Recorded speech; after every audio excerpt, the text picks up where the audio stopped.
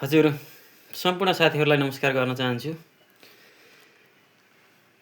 र आज एकदमै खुसीको दिन अनि खुसीको समय अनि एकदमै खुसी भन्नु पर्यो जुन स्याङ्जा जिल्लाले पाउँदैछ जसमा पनि हाम्रै वालिङ नगरपालिका वडा नम्बर 9 भुसाल थोकमा चाहिँ आउँदैछ।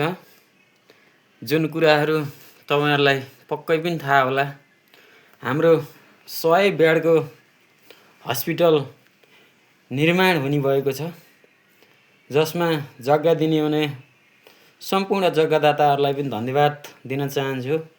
म लगायत हाम्रो 13-14 जनाको जग्गा थियो, जुन जग्गा अहिले उपलब्ध भएर अब फाइनल चरणमा पुगेको छ। फेरि पनि जग्गा दिने जग्गादाताहरूलाई एकदम नमन गर्न चाहन्छु, धन्यवाद दिन चाहन्छु।